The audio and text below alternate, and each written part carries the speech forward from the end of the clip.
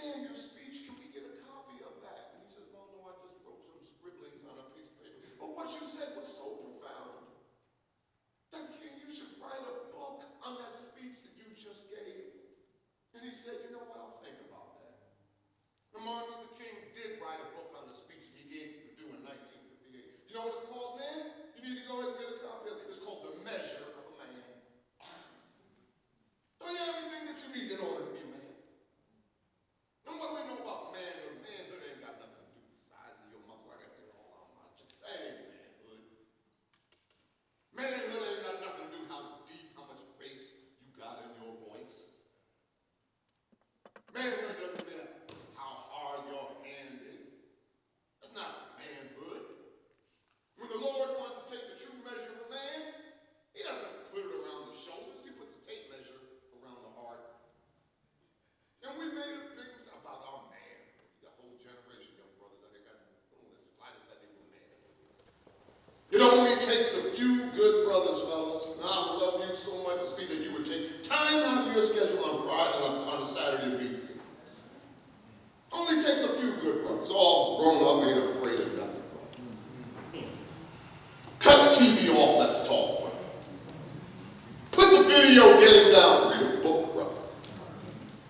Stay home on a Friday, Saturday night, because that's where you want to be, brother. Never strike a woman, never call a woman out of her name, brother. Bathe the children, get ready for school the next day, brother. Bring something to the table, keep a job. Bring a paycheck every 2 weeks. Attend the PTA meetings, brother. Be a role model in your community, brother. Now, fellas, this ring been on this finger. Come January, it'll be 43 years. I know that sometimes mom and daddy don't get along. I know sometimes things happen. They gotta split. Go their separate way. That's called life. But nothing changes, man. A brother will pay the child support, pay it on time, in the right amount, when it's due, with a little extra thrown in. A brother who will not only play, but a brother who will pray. A brother who will not only date, but a brother who will do it. And that's what King was trying to say. It doesn't take a whole bunch, it only takes, look at your Lord and Savior. Jesus had more than 7,000 followers. He coached 50. He mentored 12. Every girl the day he took his final breath, only 3 were there to see it. Right. And from that, you got truth. From that, you got hope. Who's the most pitiful man in the room? Man or woman with sight but no vision. Who's the most dangerous individual in the room? Any man or woman without hope. Any man or woman without hope. It only takes a few good brothers and fellas. That's what we need. Need you to go to high school, need you to go to college, need you to get your degree. You should be stand up in the community. And that's not me. That's Malcolm Gladwell. We all know who Malcolm Gladwell is, baby girl. He was on a recent television show. Before they winded that interview up, the moderator said to Malcolm Gladwell, Malcolm, any trend out there in the community that's got you concerned right now? And Malcolm Gladwell stroked his face and he said, yeah, there is something that's concerning me right now. He said, please share it with our viewing audience. And Gladwell says, I am concerned about the thousands upon thousands. Then he changed. He said, no, the millions of black elementary school children who live in communities in which they will never see a black male in a suit and tie.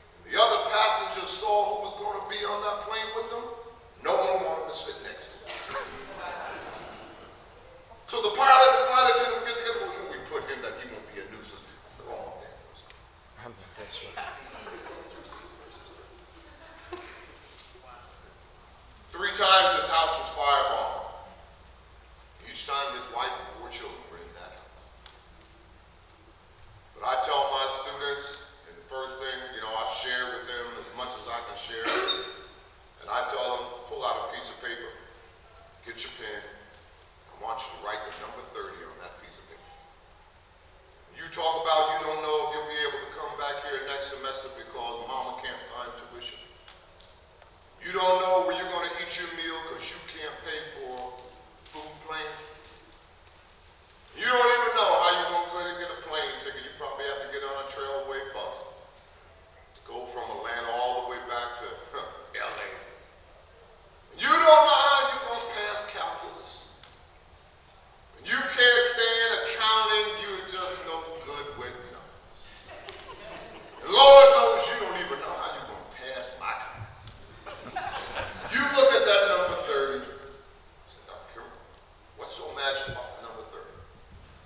Over the course of his adult life, Martin Luther King averaged 30 racial print-filled phone calls a day. See, there was no caller ID back then. He didn't know if it was Andy Young calling or Ralph David Abernathy or Whitney Young or A. Philip Randolph. He didn't know the phone ring. Ring with, nigga, I know. Phone ring. Nigga, I know your kid. Phone ring. Nigga, I'm gonna kill you. 30 a day. And you can't be more than what you do. And you can't have more than what you do. And you can't chase your dream. And you can't believe in yourself when no one else will. Oh my God. Quite a question. That's quite a question. Aren't you proud of these brothers out here, man? Please, God, those of y'all getting here late, you didn't get it early soliloquy. I'm an ADD type. I can't sit still, so I have to move around. I apologize, Doctor. People annoy you in the classroom. Going back to EV boys. If you don't take care of the money in your pocket, you're not going to care about anything else. But for most African Americans, we didn't have daddy to tell us about the stock market. Granddaddy didn't set up a trust fund for mom and daddy. None of that is it. How do we find out? How do we navigate this seemingly complex and difficult waters of financial management to what people? Y'all still awake? Where we going? Well, number one, by changing your mind. The greatest gift you've ever been given by your Creator is the ability to change your mind. Once you change your mind to wealth, once you find a purpose, people will be added unto you if you need people. Time will be given to you if you need time. Money and financial resources will be given to you. Once you change it, this is about mindset. That's why the first law of wealth, according to the millionaires, is what? Prosperity begins in the mind but ends in the purse. Change your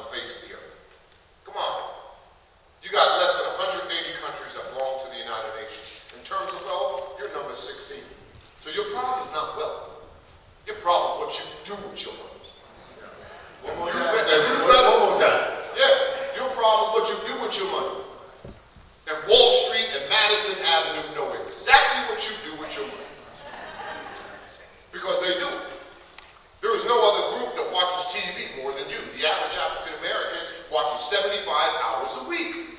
That's madness. That's crazy. Baby girl is only 168 hours in a week.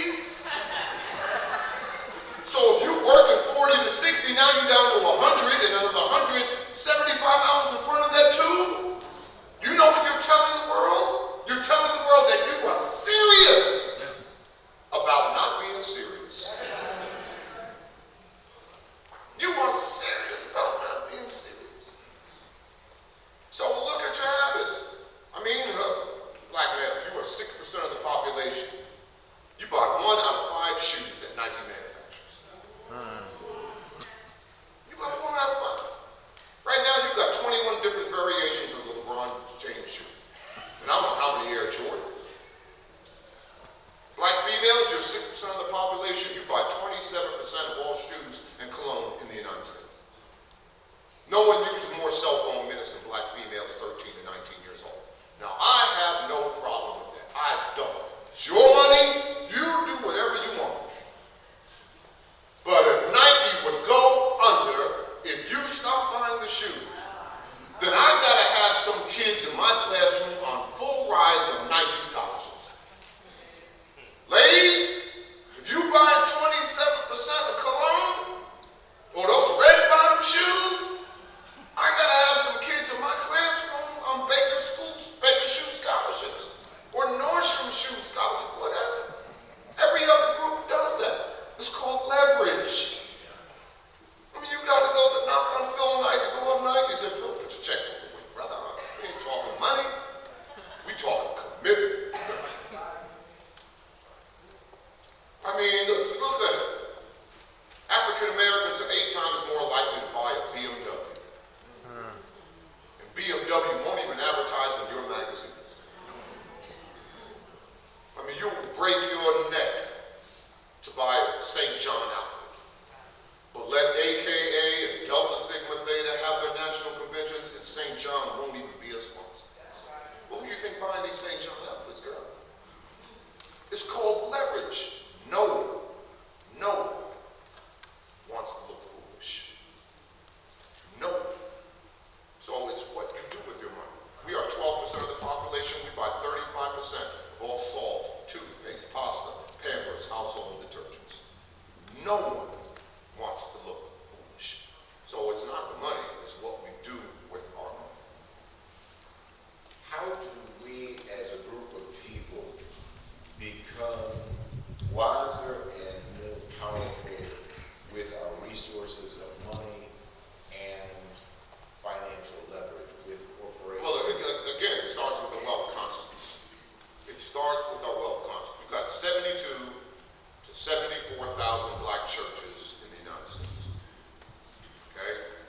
And as I shared with a young lady, financial well-being, economic development has got to be a ministry. It's got to be ministry. Okay? Because the church is the only place where you can find a sister seated in the same pews or the same location for 30 to 60 minutes, and this sister is robbing Peter to pay Paul. Boyfriend left her with these kids. She doesn't know how she's going to keep a roof over her head. She got a high school diploma, seated next to a sister who's got an MBA from one of the top schools in the nation. So what do you got to do? You got to connect the two. You got to get the MBA to coach girl. Shoot me your resume. I don't know what a resume is, girl. I'm going to help you work on this resume. Do you know what? I'm going to invite you to one of the organizations that I belong to. We're going to get you together. You know, I know you need a new outfit. I got some contacts. I'm going to go ahead and clean you up. I'm going to pamper you. I'm going to get you ready. It's called coaching. This is the only environment in which that will occur. First off, let me open the floor. If folks have questions, I want you to let us know.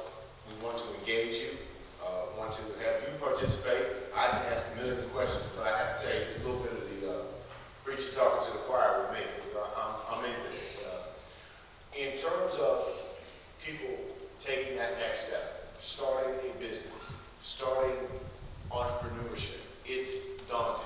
It is difficult. Resources. Entrepreneurship is gut-wrenching. Entrepreneurship is pain-inducing. Entrepreneurship is built on inconvenience. Entrepreneurship is a marathon. It's not a sprint. But it's easier than failing. It is easier than failing. So what do we know? What's the definition of entrepreneurship? Now I'm going to talk to you as if you were in one of my classes. Entrepreneurship is pursuit of an opportunity without any regard to the resources at hand. You don't care if you have the resources. You don't care if you don't have the money. You don't care if you don't have the contacts or the customers. But baby girl, you pursuing this opportunity anyway. I'm going for it. Now there are 5 phases to entrepreneurship, and I imagine that the majority of folks in this church, in this sanctuary right now, are in phase 1 and you don't even know it. What is phase 1? It's called new venture. What is new venture? You got the idea in your mind. Yeah, I know I'm working in corporate, but I know in 60 months, 5 years, I'm out of there. I am pursuing this opportunity. So what are you doing? You're scouting people. You're building up your network. You're making contacts. You're sharing your idea. You're sharing your dream, because you know sooner or later you blasting forward. It's called new venture. Phase number 2 is called startup. And what is startup? You got skin in the game. Now you got your office, you got the light switch on. I mean, you got to print business cards up. You got to put down payment down. Start up. You got skin in the game, and now you have got the bust loose. Phase number 3 is the management to entrepreneurship phase. This is the major stumbling block of black entrepreneurs. They are entrepreneurs, and they don't know a thing about managing. When I interviewed Lisa Price, Carol's daughter, she told me, when I told her the 5 different phases, she said that was my major stumbling. I didn't know how to treat my people. She said, I ran through so many people, I didn't know what I was doing. Yeah, entrepreneurship is one thing, but can you manage? What is managing? Planning, organization, control. People don't care about you until they realize how much you care about them. And there are 12 elements of effective managing. We don't have time to go through all of them. But number 1, my boss gives me the resources that I need to perform my job effectively. Number 2, my boss cares about me as a person. Number 3, I got a best friend at work. But what's number 12? I know the name of the individual who cleans my office up at night.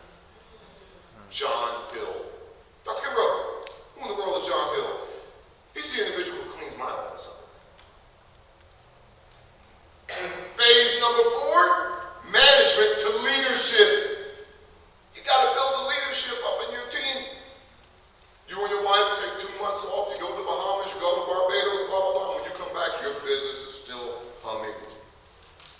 There are 7 elements of leadership. Number 1, do I set direction, cast vision well? Number 2, do I cultivate a culture of growth? Number 3, do I develop others? Number 4, do I engage and develop a consensus with others? Number 5, do I lead well in crisis? Number 6, do I recreate myself and my organization when needed? Number 7, do I make things happen? And then last but not least, mergers and acquisitions, or exit strategy. How in the world do you think Microsoft got so big? Bill Gates buying up all these small tech companies. How in the world do you think Google got so big? They were buying up all these tech companies. Look at that, bought up what? YouTube. Chad Hurley of YouTube built YouTube on his credit cards.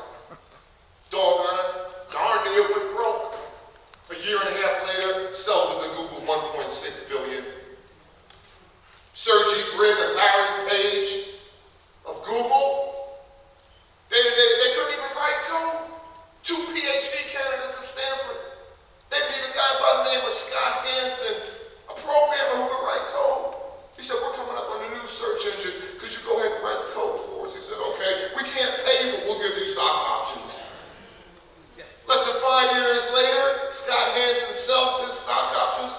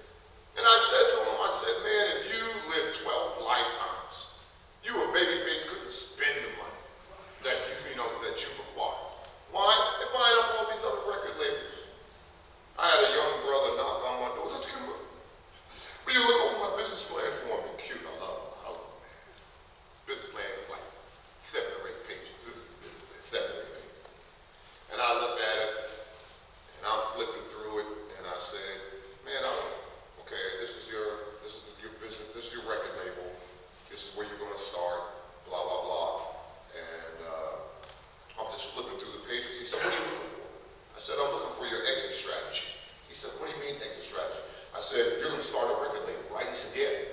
I said, how much of the market are you going to grasp? He said, about 5%. I said, good.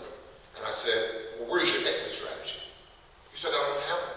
He said, I said to him, well, what are you going to sell your business for? He said, I'm not going to sell my record label. I said, wait a minute, back up, my brother. Back up, my brother. Pump those brakes. I said, you're going to start a record label, and you're going to snatch 5% of the market. And you don't think Antonio Reed, you don't think Clyde Davis, you don't think Puffy, you don't think Jay-Z are not going to come after you. They're just going to give up 5% of the business to you. I said, son, go get a job because you're going to need one. Exit strategy. Those are the 5 phases to entrepreneurship. You got to know your customer inside and out. As I shared last night, man, money is not the bottom line. Love is the bottom line. Love is the bottom line. That's powerful. I'm going to ask y'all to love these index cards. Anybody got an index card question on it? All right, if you get one, and I'm hoping that you get one, hold it up and we'll come get it. Up, okay. I'm going to let y'all ask the question instead of me. Ladies first.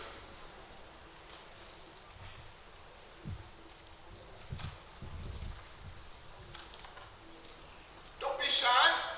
All right, I'm going to let you read this first one.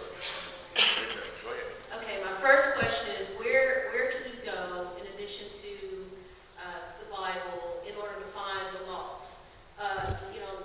Napoleon Hill, Jim Rohn, they always talk about, okay, these It's are, all based on natural law, universal Yeah. law, which is So- spiritual. so Which is spiritual. And you will know, when you do what you have been sent here to do. When you do what you have been sent here to do. When you find your purpose and live your life on purpose, everything becomes easier. Everything becomes easier. Knowing your purpose, why you are here. Only 2 things you got to do. Number 1, pursue your calling. And number 2, represent him who sent you. You got a goal? Everybody in this sanctuary's got a goal. Why? Even if you don't have a goal, your goal is to find the goal. You are at your best when chasing a goal, chasing a dream, chasing a vision. So it's all based on universal law. And I don't care whether you look at Napoleon Hill. Napoleon Hill has 17 principles for success. Number 1, definite is a purpose. Number 2, mastermind. Number 3, applied faith. Number 4, going the extra mile. Number 17, cosmic habit force. He tells you the only reason why he came up with law 5 through 17 is to get you to use the first 4. He tells you that. He says within the first 30 pages of this book, there is a word that's mentioned over and over. And when you find that word, that will be the high point of your life. What is the word desire? What do you desire? Out of your heart flows the issues of life. And that's got to be something that you decide. Like the bottom line is a choice. 50 million different choices we can make on a daily basis. 99.9% of them you can turn your back on. No reason to make them, but there are 2 choices you must face and confront as soon as your feet hit that ground in the morning. Number 1, you can accept the circumstances as they are. Or number 2, you can take the responsibility to change them. And that's what they all did. And I don't care who the individual is. I mean, you look at Earl Graves. Earl Graves scuffling, trying to get Black enterprise off the ground in 69, 1970. But what did he create in the process? He had the wherewithal to have his first issue, and he had so many thousands of copies of the first issue and no one was buying them. So what did he do? And we see it all the time. You spend the night in a hotel, and you check out the next morning. As soon as you open up the door, and you look down, what is on the floor outside of your door in that hotel room? USA Today, Wall Street Journal, whatever. That's Earl Graves.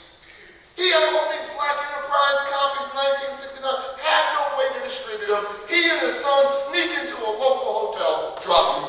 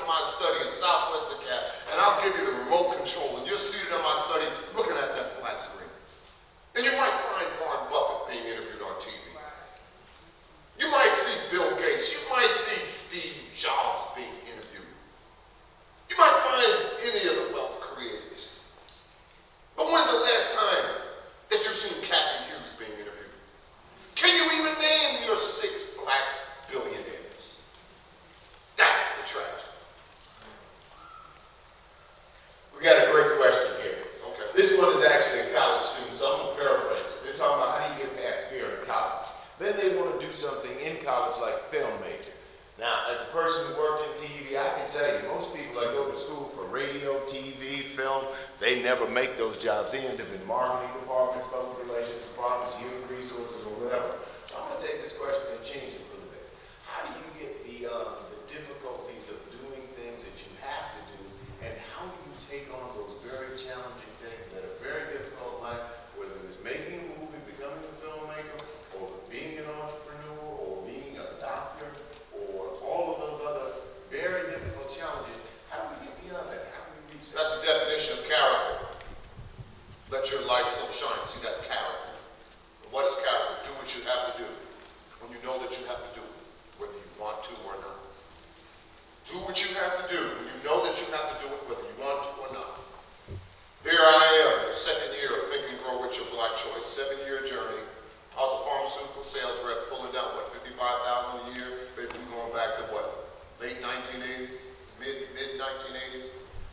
And I'm working a territory near my house, and it's lunchtime, and I said, do I want to go to McDonald's, or do I want to swing by my house and get something to eat? So something in my mind said, oh, go to your house and get something to eat. So there I am, I'm in my house while I'm eating, the phone rings. And who is it? John Johnson, Ebony Magazine. Not his secretary, not his admin assistant, it was John Johnson. And I said to myself, there I am speaking to this paragon of excellence. I said, after the conversation, I wonder how many other phone calls I missed. And that's when I went to girlfriend and I said, Pat, I gotta make an executive decision. I gotta go full time with this and show you how stupid I was. She said, how long will it take? I said, about 18 months. Another 5 years later. Do what you have to do, whether you want to or not. I mean, that's part of it. And I've seen so many examples of that. Great interview with Steve Harvey. Steve Harvey wouldn't be Steve Harvey if it weren't for his 4th grade elementary school teacher. They had career day at their school. Every student had to stand before his or her classmates and announce to the class what they're going to be when they grow up. Little Johnny steps to the front of the class, I'm going to be a fireman. Little Susie steps to the front of the class, I'm going to be a nurse. Little Jimmy steps to the front of the class, I'm going to be a baseball player. Okay, Steve, it's your turn. Tell your classmates what you're going to do when you grow up. I'm going to be on TV. Elementary school teacher says, Steve, you're always cutting up in class. You tell your classmates what you're really. No, I really am. I'm going to be on TV. Steve, this is not a joking matter. I really am going to. Steve, you think about it this weekend. You're going to be the first person I call on Monday morning, and you better not tell me you're going to be on TV. He went home and told his mother. What did his mother have? A young, impressionable Steve Harvey, age 9 years old, dude. His mother sent him to his room with a sheet of legal paper, told him to write his life goals. At the top of the list on that paper, I will be on TV. Looked at it every day for 19 years. Look at him now. That was before. Listen, when I interviewed him, he's got 2 sons that attended Morehouse. What's the first thing those boys had to do every day at 6 o'clock in the morning? They had to fax, they had to text, they had to email, they had to call, they had to contact their father, tell their father what their goals were for that day. What's the last thing those boys had to do every day at 6 p.m. in the evening? They had to text, they had to phone call, they had to contact, they had to email, Facebook, whatever they had to do, they had to contact their father and tell him what they accomplished that day. One of the boys gets involved in a traffic accident on 285. Nothing bad. Little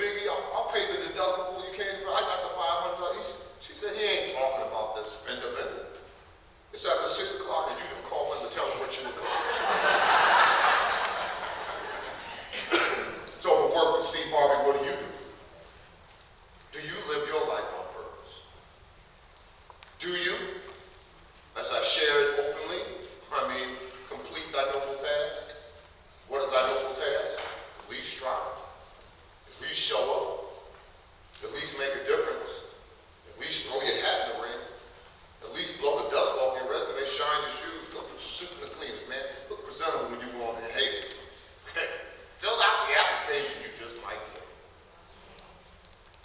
That's thy noble task. Couple of more. A lot of communities are effective at intergenerational wealth.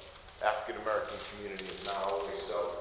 I'm going to combine two questions. One of the questions is, what's your take on building wealth and passing it on to kids without them being dependent? Then there's another question that says, is there a community of high net worth African Americans, private equity firms, investment firms focused on development? So I'm going to try to see if we can combine the two of those and say, is there a way that we can take what we've got and work it into something bigger? Oh Both yeah, our families and our economic community. yeah. Second question first. There are a number of African American equity firms that are doing that now. And when you look at all your financial institutions, that's what they're concentrating on now.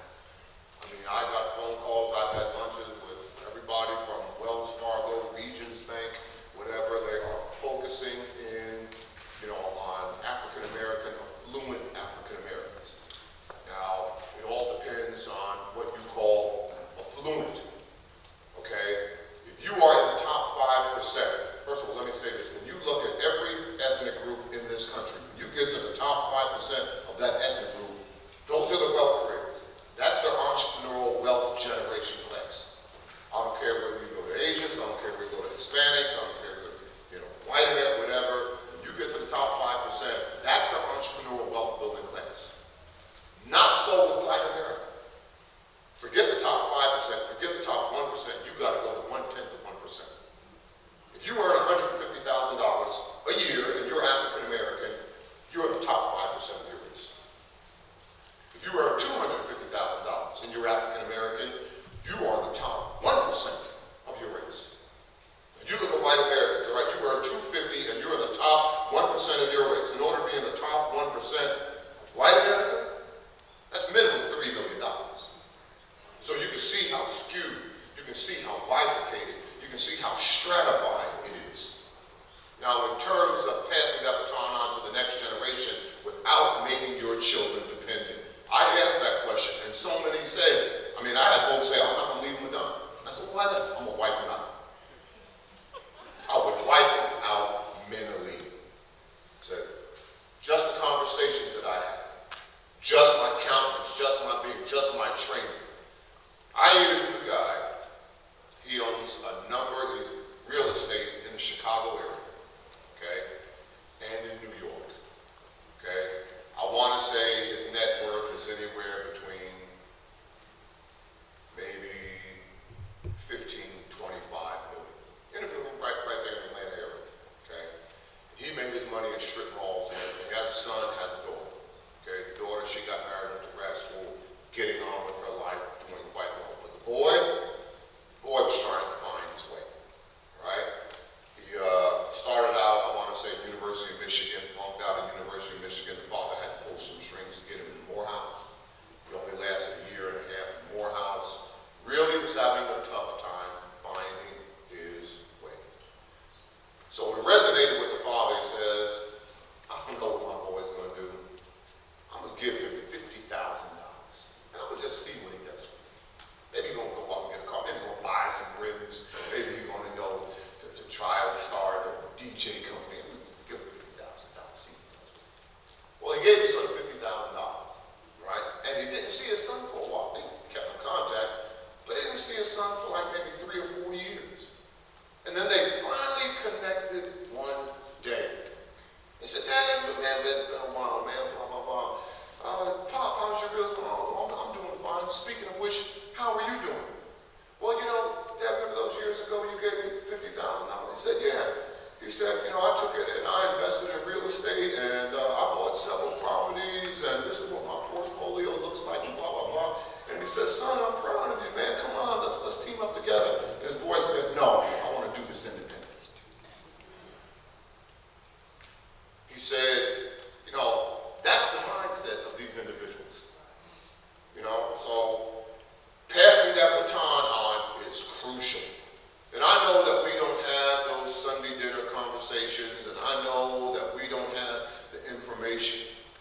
But somebody's got to stand in the gap. It's there. I've seen it over and over and over. Clarence Darden, it's going to be Clarence Otis of Darden Restaurants. He wouldn't be CEO right now if it weren't for his father. I interviewed Herman Cain. Herman Cain's father was a chauffeur for Robert Woodruff. That's Kimbro. Who in the world is Robert Woodruff? He was Paragon. He was the CEO. He was the individual who made Coca-Cola.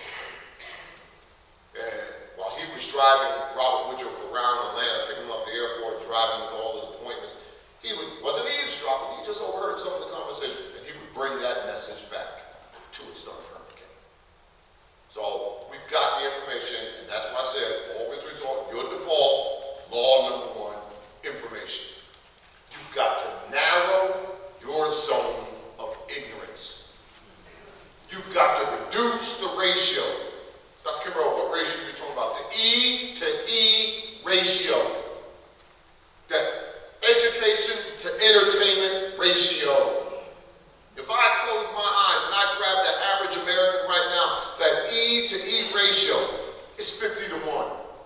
For every dollar that the average American spends in education, reading a book, going to a conference, going to a seminar, taking in information, they spend $50. Entertainment, going to movies, shooting the breeze, going to a club, having drinks after work, playing video games. 50 to 1, average American. You know what it is in the black community? It's 200 to 1. It's 200 to 1. Education to entertainment. We even choose our church based off the ED. Girl, how come you going to this church versus that church? Oh, my pastor's so entertaining. Well, sweetheart, you learning anything? Where's the growth? Where's the development? Couple of questions, and it's kind of a take on what you were talking about in terms of the father and son. How does one go about finding a quality mentor? What do you do? What are the steps needed? How do you discount someone as realizing they may need well? You just asked. I mean, you can't GET to the ASK. You got to go ahead and get a list of individuals who you would want to meet. I mean, that's a part of your countenance, man. Individuals that you would want to meet, and it can't be one way. How are you going to add value? I mean, you should have a list of, that you grow and you develop. I've been in